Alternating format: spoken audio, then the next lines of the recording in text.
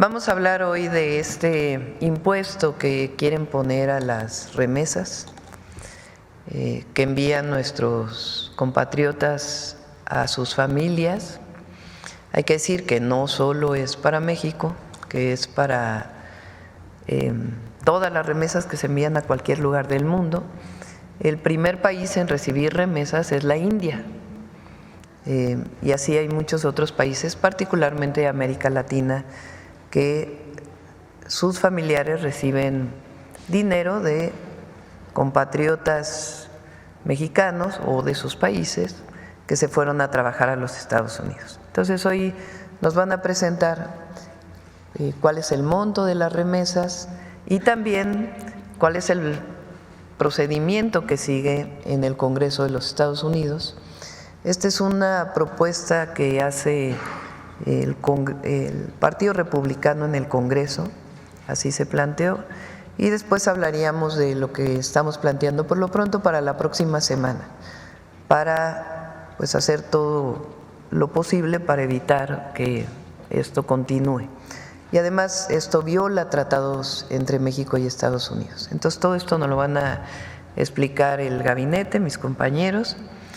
Y después, como saben, el viernes es de Suave Patria.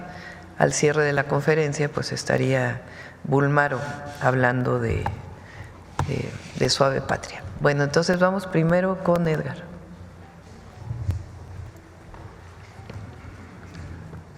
Con su permiso, Presidenta. Buenos días a todas, a todos. Vamos a empezar planteando el tema de del incumplimiento al tratado para evitar la doble tributación entre México y Estados Unidos, que está vigente desde el 94, como mencionaba la señora Presidenta. Muchos países tienen ese tipo de tratado, en particular la India, por ejemplo, tienen el tratado vigente con los Estados Unidos desde 1989, entró en vigor en 90 con la India. Roberto Velasco va a abundar sobre la particularidad de ese tratado, pero déjenos empezar presentando lo siguiente. Los ingresos, los flujos que mandan los paisanos hacia sus familiares a México ya fueron gravados, ya pagaron ISR, ya pagaron los impuestos correspondientes. Si se le pusiera este impuesto adicional sería una doble tributación. ¿Qué incumpliría por parte del tratado para evitar la doble tributación entre México y Estados Unidos? Implicaría una discriminación en términos fiscales. Los tratados de doble tributación, una de las cosas que buscan evitar es que, por ejemplo, los trabajadores mexicanos allá paguen bajo las mismas condiciones que los trabajadores estadounidenses. Si no ocurre eso, caemos en un caso de discriminación, que es justamente lo que está planteándose en este punto. Vamos a la siguiente, por favor. Este es el artículo 25 del Tratado para evitar la doble tributación México-Estados Unidos. Vamos a leer nada más la primera parte. Dice, los nacionales de un estado contratante, es decir, los paisanos mexicanos, no serán sometidos en el otro estado contratante, es decir, en Estados Unidos, a ningún impuesto u obligación relativa al mismo que no se exija, es decir, ese 5%, o sea, más gravoso que aquellos a los que están o puedan estar sometidos los nacionales, es decir, los ciudadanos estadounidenses en los Estados Unidos. Es decir, sería discriminatorio en términos del artículo 25. ¿Qué implicaría incumplir el tratado de no doble tributación? Iría contra las prácticas internacionales, sería incumplimiento de un tratado y probablemente, no somos especialistas en derecho en los Estados Unidos, pero probablemente iría contra las propias normas internas de los Estados Unidos, ¿no? Podría ser impugnable, los trabajadores que estarían sujetos a este tributo podrían impugnar el tributo y podría declararse nulo en su caso. La siguiente, por favor. ¿Cuáles serían las variables que más se afectarían en este caso y desde el nivel macro, digamos, hasta el nivel más en territorio? Las remesas para el 2024 cerraron en 64.700 millones de dólares, equivalentes más o menos al 3.5% del PIB nacional. El siguiente dato es muy importante. El 99.1% de las remesas se recibieron a través de transferencias electrónicas. Es un mercado absolutamente regulado, legal, transparente, sí, completamente monitoreado por todas las autoridades de ambos países. De las remesas que llegan a México, el 97% proviene de nuestros paisanos en Estados Unidos, principalmente de California, el 33%, Texas el 14%, Colorado el 4%, y de ahí siguen prácticamente todos los estados de los Estados Unidos con un porcentaje menor. En promedio, cada operación de remesas recibidas fue de $393,400 en promedio. La siguiente, por favor. Los principales destinos de las remesas por estado en México fueron Michoacán con el 8.7%, Guanajuato también con el mismo porcentaje, Jalisco un poco más abajo, 8.5%, la Ciudad de México 7.2% y el Estado de México con 7.1%. Este es los principales destinos de las remesas que mandan nuestros compatriotas en Estados Unidos. Pero como proporción del Producto Interno Bruto en los estados de destino, Chiapas representa el 16% de su PIB, Guerrero el 14%, Michoacán el 11% y Zacatecas el 11%. Las remesas llegan a constituir más del 20% del ingreso familiar en algunas regiones y contribuyen a la reducción de la pobreza y al mejoramiento de las condiciones de vida en las comunidades receptoras. Son los flujos que mandan los familiares a sus familias en México. ¿Qué tasa pagan los trabajadores mexicanos en Estados Unidos? Las tasas vigentes en términos del IRS, del Internal Revenue Service de los Estados Unidos, entre el 10 y el 37%. Entonces, son ingresos que ya fueron grabados y ponerle ese tributo adicional implicaría una doble tributación y un incumplimiento de tratados tributarios internacionales por parte del Congreso de los Estados Unidos. ¿Sería cuánto, Presidenta?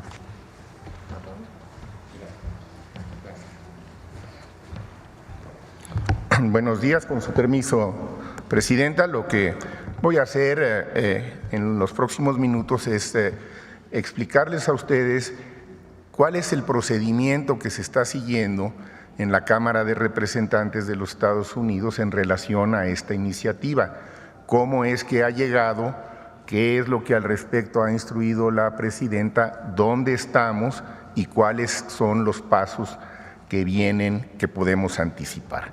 Como ustedes saben, el presupuesto de los Estados Unidos el proyecto de presupuesto se ha estado revisando. La Cámara de origen, donde llega la propuesta, es la Cámara de Representantes. Eventualmente, cuando quede aprobado, si es que se aprueba ahí, pasaría al Senado. Ahorita estamos en la Cámara de Representantes. El proyecto de presupuesto, al llegar a la Cámara, se divide en varios segmentos y cada segmento es analizado por una comisión diferente. Una de las comisiones, el Comité de Medios y Procedimientos, así se llama, Ways and Means, en inglés, medios y procedimientos, es el encargado de los aspectos impositivos, de las cuestiones recaudatorias. Ahí es donde vienen los lineamientos mediante los cuales se propone, va a incrementar la recaudación en los Estados Unidos. Y entre las disposiciones que buscan incrementar la recaudación es donde aparece este impuesto del 5% a remesas, como señalaba la Presidenta, en el extranjero en general. No hay una dedicación a ciertos países, es para todos los países que realizan este tipo de transacciones, con excepción hecha de las que hacen quienes tienen nacionalidad estadounidense o residencia estadounidense. Quienes hacen este tipo de transacciones y tienen residencia o nacionalidad no se verían afectados por esta disposición de carácter recaudatoria.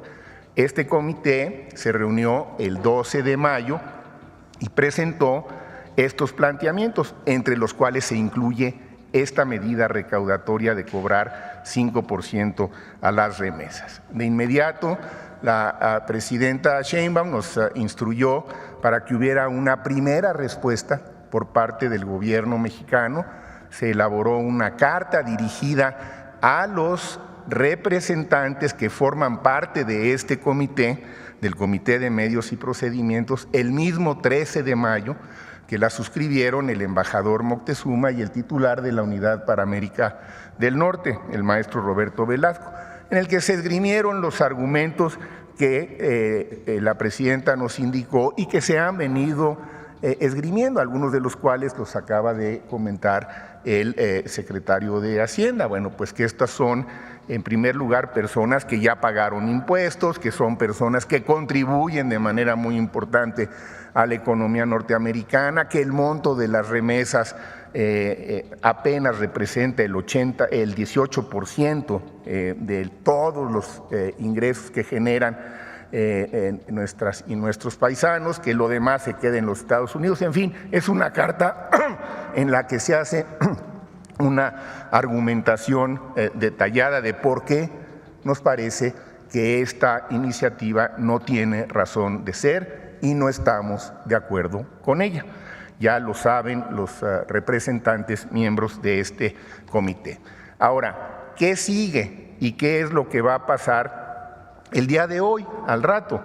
Cada uno de estos comités que ya tuvo el análisis del segmento que le corresponde, se reúne el día de hoy y es básicamente todo el grupo de representantes republicanos, y cada comité presenta la parte que ha venido discutiendo y analizando ante el comité de presupuesto propiamente dicho.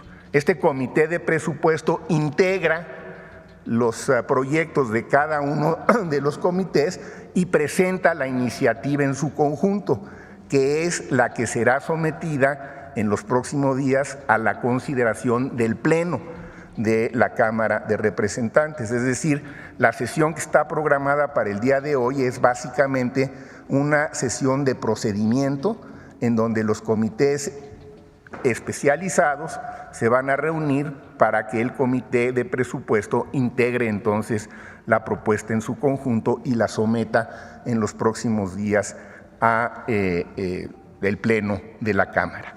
En caso de que esa propuesta se apruebe por la Cámara de Representantes, entonces se turnaría al Senado.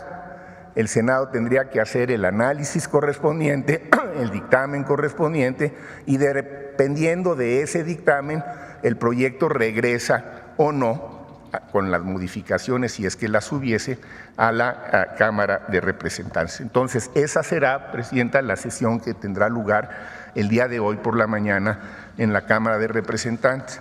Aparte de la carta que usted instruyó, que se mandó de inmediato a este grupo, el embajador Moctezuma, también en atención a sus instrucciones, se ha estado reuniendo por separado con diversos grupos de representantes, esgrimiendo la posición de México, las razones que aquí les hemos compartido, por qué no estamos de acuerdo. Vamos a dar la mejor defensa que se pueda en términos políticos, en términos legales, si se pueda, porque no nos parece que esta medida con fines recaudatorios de los Estados Unidos afecte a una porción muy importante y muy sensible de nuestros connacionales. Así que estaremos dándole seguimiento puntual.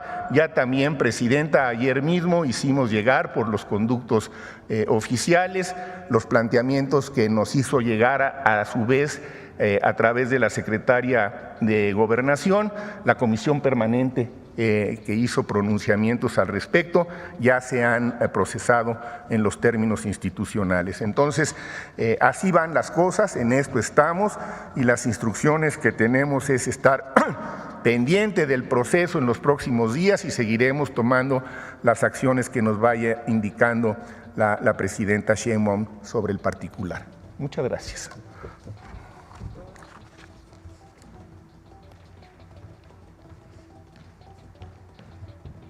Con su permiso, Presidenta, Canciller, tengo dos diapositivas que yo creo que nos permiten verlo más fácilmente. Ya mencionaba el secretario de Hacienda el convenio entre México y Estados Unidos para evitar la doble imposición e evitar la evasión fiscal. Está vigente en efecto desde el 94, se firmó en el 92 y tiene varias disposiciones que son muy importantes para este tema. En primer lugar, habla de que un residente para los efectos del tratado se considera cualquier persona, como pueden ver ahí, que en virtud de la legislación de ese estado esté sujeta a la imposición en él por razón de su domicilio, residencia, sede, lugar de constitución o cualquier otro criterio de naturaleza análoga. O sea, la persona tiene que ser tributada porque reside en Estados Unidos sin importar su condición migratoria. Eso es un primer punto muy importante. Y luego, como ya mencionaba el secretario de Hacienda, el artículo 25 garantiza un trato fiscal no discriminatorio. Es decir, no van a ser tratados los nacionales de un país que es parte del convenio de manera distinta a los nacionales del otro país. Es decir, en México y en Estados Unidos, un mexicano o un estadounidense no pueden ser gravados por la misma actividad económica de manera distinta. Eso es muy, muy importante. Si vamos a la siguiente diapositiva, lo que se está haciendo en la Cámara de Representantes, como ya se señaló, se está analizando y pues obviamente somos respetuosos de sus procesos, pero pues esto es algo que impacta varias esferas. Una de ellas es esta esfera del derecho internacional que los dos países hemos convenido. Este 5% de impuesto que se pone a las remesas tiene dos problemas. Primero, como ya se dijo, establece una forma de doble tributación porque va no al consumo, no a la utilización como tal de los ingresos de las personas, sino en realidad a la utilización de una renta, o mejor dicho, a una parte de la renta que ya fue tributada en Estados Unidos, ya generó impuestos. Si alguien recibe un salario por la actividad que realiza, ya pagó en Estados Unidos impuestos sobre la renta. Y al hacer uso de estas remesas, en realidad simplemente está moviendo de un lugar al otro esa renta que ya pagó impuestos y le están generando un nuevo tributo. Ahora, ¿qué es todavía más importante? Que la forma en que está redactada la disposición dice que solo aplica para nacionales distintos a los ciudadanos de Estados Unidos. Se crea una excepción para los nacionales o ciudadanos de Estados Unidos. ¿Esto qué quiere decir? Ni siquiera va dirigido solamente a las personas indocumentadas, va dirigido a cualquier persona que no sea estadounidense que esté en los Estados Unidos y que haga uso de estos servicios. Eso es muy delicado porque quiere decir que incluso una persona que está en Estados Unidos con una visa de trabajo o con una green card, como le llaman ellos, una tarjeta de residente permanente, sería sujeta a este gravamen y naturalmente que pues eso nos parece que es discriminatorio. Nosotros no tenemos ningún impuesto que esté dirigido específicamente a los estadounidenses y en este caso pues sí habría un impuesto que está diferenciando entre estadounidenses y mexicanos. Entonces, pues por eso en la carta que se envió, uno de los puntos que se señaló fue esto, la discriminación y la doble tributación. Entonces, pues obviamente que vamos a seguir defendiendo este principio que está establecido en un tratado vigente entre los dos países. Es cuanto. Gracias, presidente. Vamos a pasar un video que nos enviaron sobre este tema.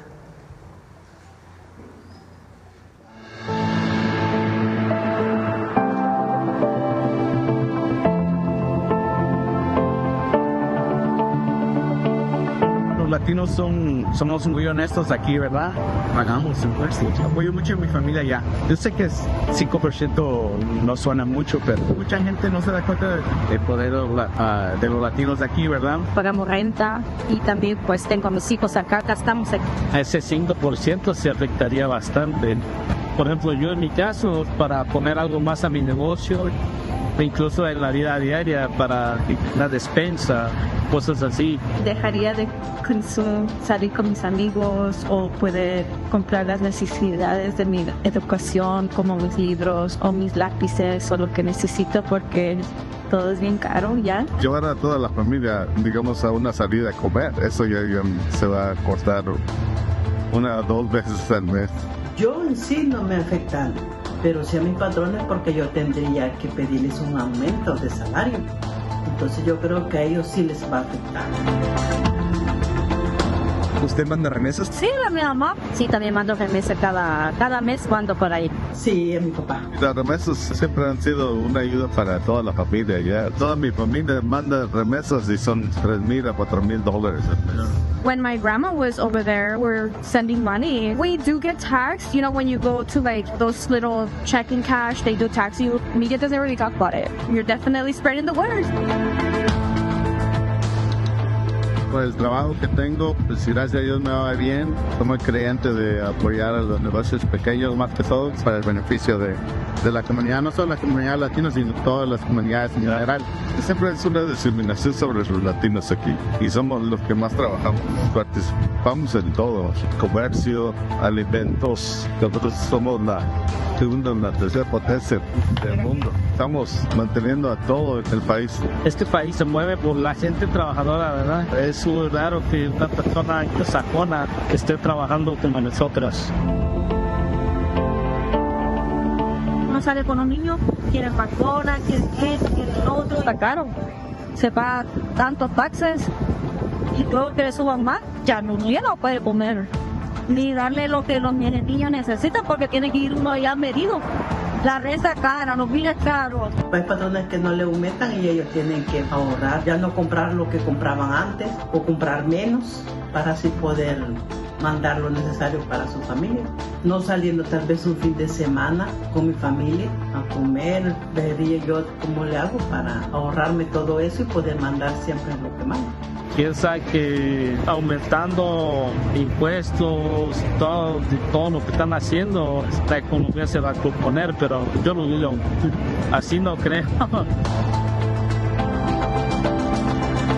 Ahora ese sueño americano, o sea, en vez de construirse más para los latinos, ha sido pues algo devastador día con día. Y ojalá que todos los gobiernos, empezando a la presidenta de México, que pueda haber un alivio para nosotros, para poder continuar en este país. I mean, things just have to change if we all just get together and make a change. Tenemos mucho poder. Tengas o no tengas papeles, pues la cosa es saber utilizarlo. Tienes una voz por medio de tu bolsillo.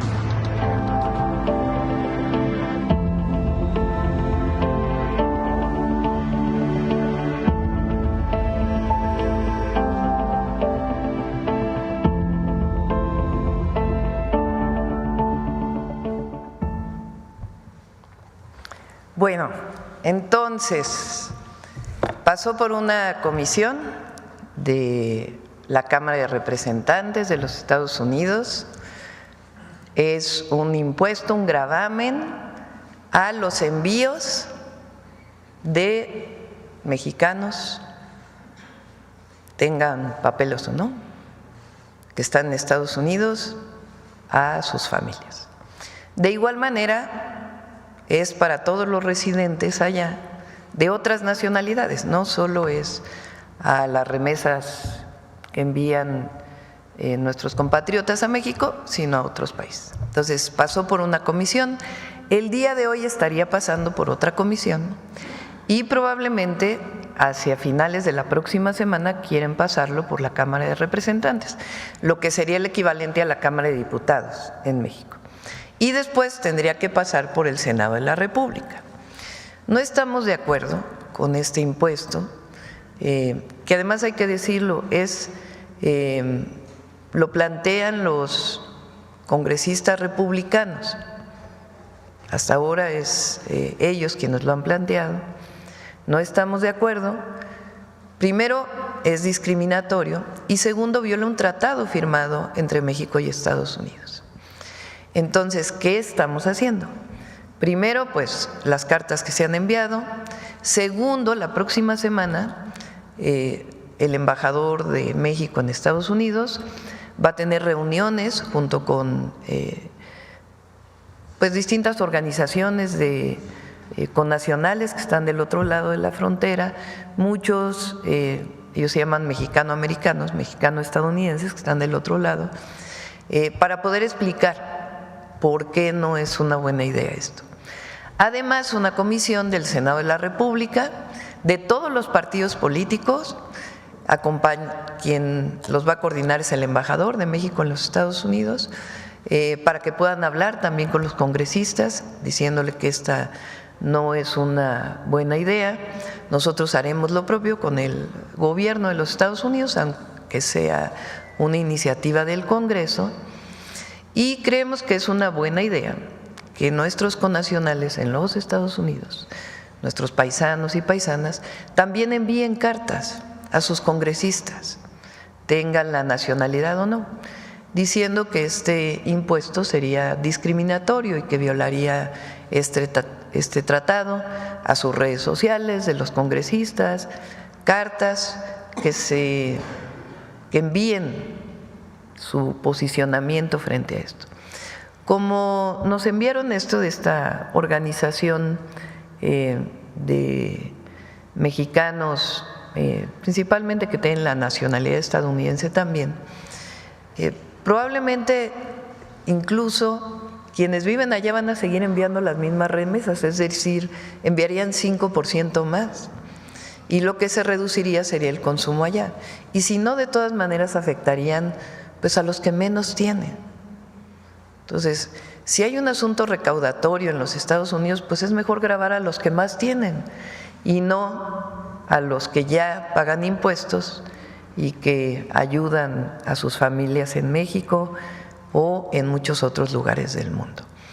Vamos a estar en esto, vamos a estarle dando revisión, informándoles a todas y a todos, y pues vamos a ver qué ocurre la próxima semana, y pues si no, también vamos a hacer algunas otras acciones que ayuden a visibilizar que México, el gobierno de México, las cámaras, todos los partidos políticos representados en la Cámara de Senadores, en la Cámara de Diputados, no estamos de acuerdo con esta medida discriminatoria.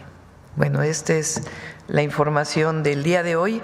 Quiero, antes de pasar a las preguntas, el día de ayer la Embajada de Estados Unidos, por lo que mencionábamos, de esta información que no era correcta o que podía malinterpretarse, vamos a decirlo así, de que había agentes o miembros de alguna agencia estadounidense participando en operaciones en México, era falsa.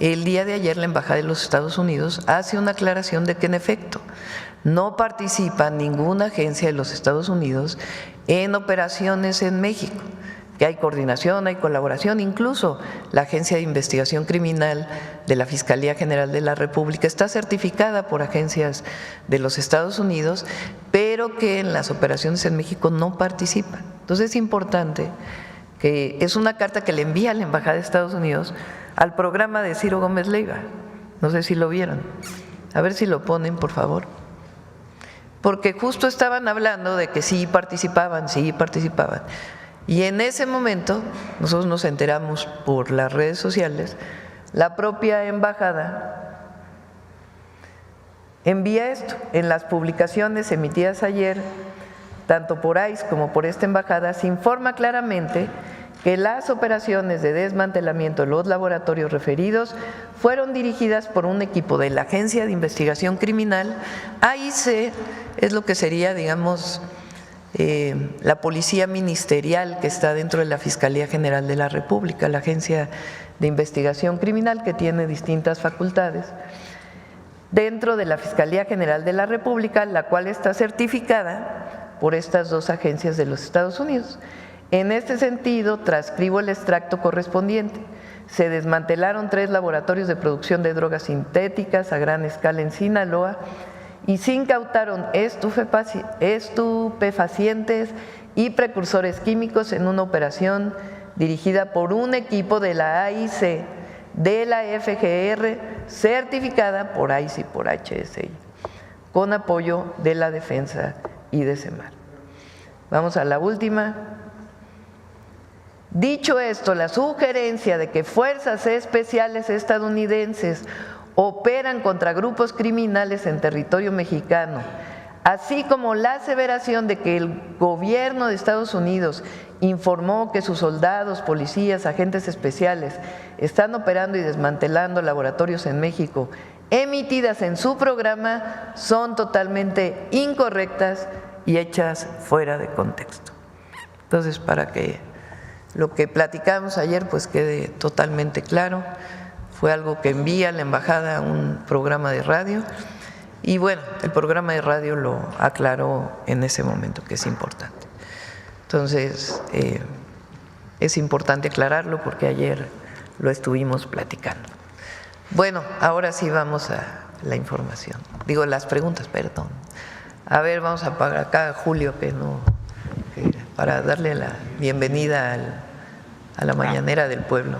Gracias. Julio Astillero de Astillero Informa. Buenos días, Presidenta. Quiero plantear un tema que creo que es de importancia dentro del contexto de lo que sucede en el país, que son los problemas ambientales, los problemas que están generando en buena parte de la población una preocupación acerca de industrias extractivistas de defensa del agua, defensa del medio ambiente, en una izquierda social que está luchando ampliamente en muchos lugares y gente de ciudades en las cuales hay afectaciones de este tipo. Quiero plantearle sobre todo dos temas que me parece que es importante tomar en cuenta. Este domingo habrá de realizarse o está convocada para realizarse una asamblea ejidal en Corcovada, que es una localidad del municipio de Villa Hidalgo en San Luis Potosí. Hay una gran movilización allá porque esto proviene de un proyecto que está impulsando un grupo de abogados y personas empresarias relacionadas con el Grupo Azteca de Ricardo Salinas Pliego. Es la solicitud para una construcción de una planta de producción de material para construcción. Sin embargo, en la propia solicitud se incluye el que pueda haber actividad minera. Eso genera que ahí en ese lugar ha habido todavía residuos de oro a bajo nivel, pero parece que se puede reproducir un esquema como el de Cerro de San Pedro, donde se arrasó todo para ir sacando los residuos de oro. Por otra parte, hay también indicios de que pueda haber litio. Frente a todo ello, las comunidades han estado exigiendo que se suspenda esa reunión que será este próximo domingo. De ello conocen ya las propias autoridades federales, el Tribunal Agrario, la Procuraduría Agraria. Es un sinsentido jurídico el que ahí hay, porque se busca promover la enajenación de 426 hectáreas para un proyecto por lo pronto de materiales de construcción, pero que implica la posibilidad de actividad minera. Como sabemos, la actividad minera en muchas partes del país implica no solo el manejo de la compra tramposa o a bajo precio de los terrenos, la manipulación de ejidatarios, la división interna, sino además y sobre todo el riesgo de la instalación de proyectos tóxicos. El gobernador del estado de San Luis Potosí ha dicho que sí hay viabilidad para que se instale la cementera, pero no algo de minería. Hay un proyecto también impulsado por diputados de Morena para que haya un acuerdo del Congreso del Estado que cierre el paso a este proyecto. Por otra parte, en Sinaloa, en Ohuira, hay una movilización desde hace años en contra de un proyecto que implica la producción de 2.200 toneladas diarias de amoníaco conforme a un proyecto de empresas transnacionales. Ello ha llevado a una serie de colusión, y uso el término con toda propiedad y con la capacidad de demostrar lo que estoy diciendo, colusión de autoridades a nivel municipal en el municipio de Ahome, del gobierno del estado con Rubén Rocha Moya y también de ámbitos del gobierno federal, particularmente en la administración anterior, cuando se hizo una consulta simulada por parte del subsecretario Rabindranath Salazar. Ha habido una serie de omisiones e irregularidades en ese proyecto en el cual ya hoy digo no hoy, desde meses y en estos tiempos recientes se han ido instalando abiertamente no solo la empresa que pretende generar esta producción de amoníaco, sino varias más que en un lugar que es protegido por la regulación Ramsar, que establece humedales donde debe haber protección de la vida silvestre, de plantas, y es una comunidad donde existe comunidades pesqueras, cooperativas pesqueras y comunidades indígenas. No ha habido la respuesta adecuada, particularmente de la Procuraduría de la Federal para Asuntos del Medio Ambiente a cargo de Mariana Boy, donde se han estado estableciendo solicitudes de que se verifique que hay toda esa serie de instalaciones. Ha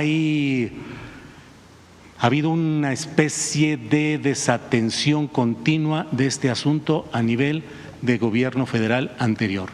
La anterior secretaria del Medio Ambiente, Luisa María Albores, prometió en 3 ocasiones firmemente reunirse con esta comunidad y no lo hizo.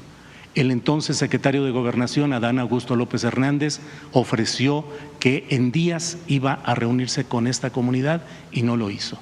Están en curso solicitudes diversas y en el ámbito judicial está estancado este terreno, donde debo decirle que quien litiga contra las comunidades es la Semarnat, es decir, el gobierno federal, que está en un proceso en el cual este proyecto fue impulsado por Gerardo Vargas Landeros, que era secretario de gobierno, con Mario López Maloba, Mario López Valdés, que fue gobernador de Sinaloa, en un proyecto en el cual participó también el despacho jurídico de Francisco Labastida Ochoa, que fue gobernador del estado.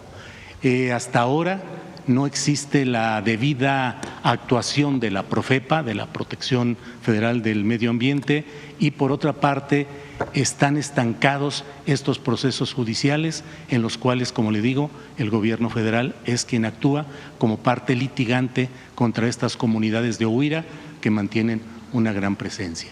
Entonces, todo esto se lo planteo en el marco de que pienso que debemos preguntarnos cuál es la eficacia y la capacidad que se tiene en los diferentes ámbitos de gobierno para enfrentar estos problemas que surcan el país entero, donde hay muchas protestas por cuestiones de agua, por cuestiones de empresas, de industrias extractivistas. Hoy no se necesita una represión del Estado contra los líderes de estas comunidades o contra movimientos, porque una especie de paramilitarismo con los grupos del crimen organizado hace que haya represión, asesinatos, desaparición de diferentes líderes en diferentes partes del país. Mientras la impunidad siga presente y mientras no se castigue, ahí sigue esto. Y mientras los aparatos de poder se mantengan en ese sentido, creo que se sigue promoviendo el que bajo la idea de promover empleos, de promover apertura de industrias, se siga permitiendo daños al medio ambiente. Es lo que le quiero plantear y pedirle su punto de vista. Sí, son 2 casos distintos. En el primero, en el caso de San Luis Potosí, es importante que se sepa cuál es la normatividad. En el caso de minas de materiales pétreos, es decir, no ferrosos, las autorizaciones ambientales son de los estados. En el caso de minas de oro, plata, cobre, etcétera, el impacto ambiental, la manifestación de impacto ambiental tiene que ser autorizada por la Semarnat. En el caso de San Luis Potosí, no hay ni autorización del Estado y tampoco de la Federación en términos ambientales. Entonces, lo que hay este fin de semana es una asamblea ejidal y está pendiente allí el procurador agrario para ver en qué condiciones está esta asamblea y que se realice el impacto ambiental adecuado para ver si tiene autorización o no. Entonces, vamos a pedirle a la secretaria de Semarnat, a Alicia Bárcenas, que entre en contacto con el gobierno del estado y también a Edna Vega de Sedatu, que es quien a su cargo está la Procuraduría Agraria, para que pueda entrar en contacto con los ejidatarios y que se revise el proyecto para ver el impacto ambiental que presuntamente pueda tener y que se vea tanto a nivel estatal como a nivel federal. Ese sería el primer caso. En el segundo caso no te acepto que la Semarnat esté trabajando en contra de las comunidades. ¿Es la que litiga? Sí, pero no es verdad. ¿No es verdad? No, no es verdad. ¿Qué? Que la Semarnat es la que esté litigando a favor de una empresa. Lo que hace la Semarnat desde el gobierno del presidente López Obrador y desde nuestro gobierno, por ley, pues es recibir las manifestaciones de impacto ambiental y evaluar si el proyecto tiene viabilidad o no tiene viabilidad. Eso es lo que hace. Y por otro lado, hoy aprobada ya, si es comunidad indígena, por el segundo constitucional, el INPI hace la consulta indígena. Si no es comunidad indígena, pues es Secretaría de Gobernación junto con el gobierno del estado quien hacen las consultas. Y a partir de la evaluación del impacto ambiental de un proyecto, de platicar con las comunidades, pues se ve si tiene viabilidad o no un proyecto de desarrollo. Eso es en cualquier lugar de nuestro país. Hay una parte, de acuerdo con la Ley General de Equilibrio Ecológico, que es realizado por los estados, y otra parte, en este caso, cuando se trata de una industria química, que tiene que ser evaluado por la Federación. Entonces, en su momento se hizo una valoración de impacto ambiental. Si todavía hay comunidades que están en contra, siempre va a haber diálogo, comunicación, pero lo que no puedo aceptar pues es que se diga que desde la Semarnat o desde nuestro gobierno se está litigando en contra de una comunidad, porque no es el caso. Son 4 comunidades las que son afectadas directamente por lo que sucede en la bahía de Huira. Se hizo una consulta en la cual se implicó a otras comunidades que no son afectadas directamente. Las 4 que se sustentan con comunidades indígenas que están en contra y con cooperativas pesqueras, las 4 realmente afectadas, están abierta y militantemente en contra. Es un proceso plagado de irregularidades, según lo que he podido documentar y que puedo demostrar. Pues recibimos tu documentación con gusto, pero si algo estamos trabajando siempre, pues es a favor del pueblo de México. Entonces, no es cierto que Alicia Bárcenas, secretaria de Semarnat, esté trabajando en contra de las comunidades. Les pongo un caso, el caso de Sonora. Alicia ha ido a las comunidades de manera personal para ver de qué manera se puede resolver el asunto del río Sonora. Y les pongo otro caso, la Profepa, que está en Semarnat, ha estado clausurando pues una cantidad muy importante de industrias que tienen que ver con la contaminación, en particular de los 4 ríos que está en el programa de los 100 puntos, sanear. Entonces, de los 3 ríos en particular y un 4.º río. Entonces, está trabajando la Profepa y Alicia Bárcenas a favor de las comunidades y a favor del medio ambiente. Es una mujer con una historia muy importante de trabajo por las comunidades y por el medio ambiente. Y María Luisa Albores, que hoy es titular de Alimentación para el Bienestar, si algo caracteriza a María Luisa es su cercanía con las comunidades. Eso lo caracteriza a ella. Ella es reconocida en todo el país por el trabajo que ha hecho de cercanía con las comunidades. Entonces, pedimos al INPI, a Alicia, pues que se acerquen a esta comunidad, a estas comunidades de Sinaloa. O sea que la secretaria podría visitar Huira. Sí, ella podría visitar, no hay ningún problema. Bueno. Qué bueno.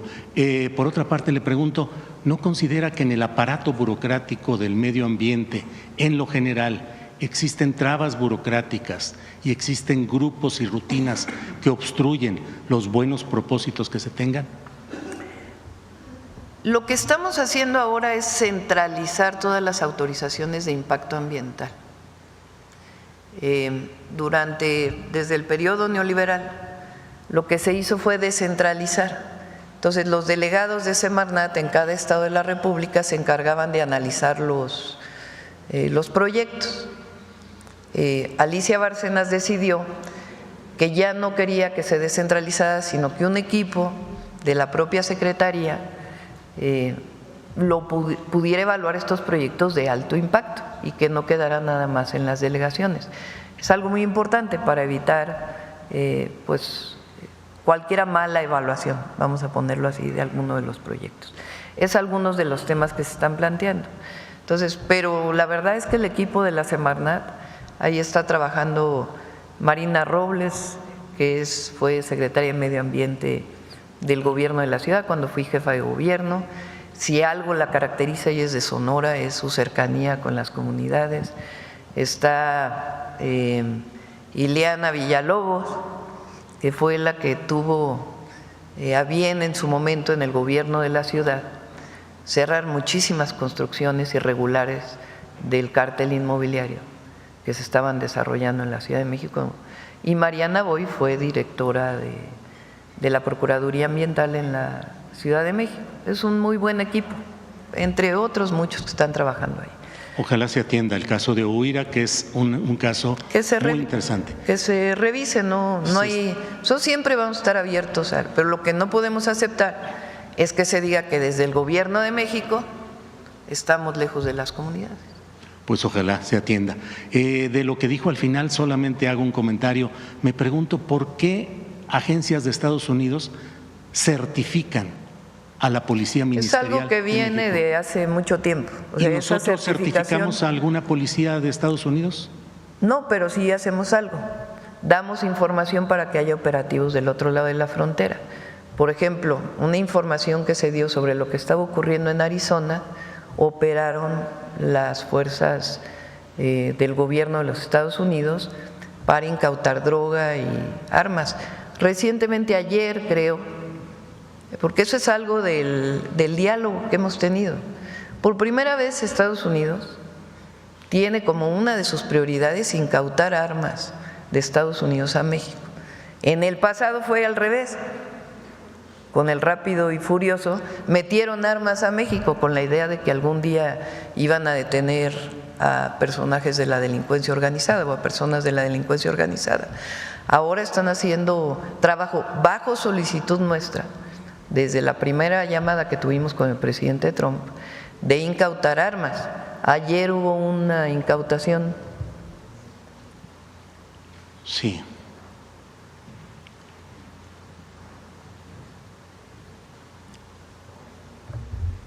Del Río Texas, los oficiales de la Oficina de Operaciones de Campo de Aduanas y Protección Fronteriza que realizaban operaciones de salida en el puerto del Río confiscaron una cantidad significativa de armas y cargadores durante el fin de semana. Ahora, esta certificación de la Agencia de Investigación Criminal es de la Fiscalía General de la República y viene de mucho antes del presidente Andrés Manuel López Obrador.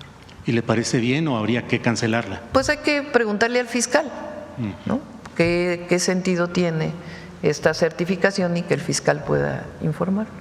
Le agradezco mucho. Gracias. A usted.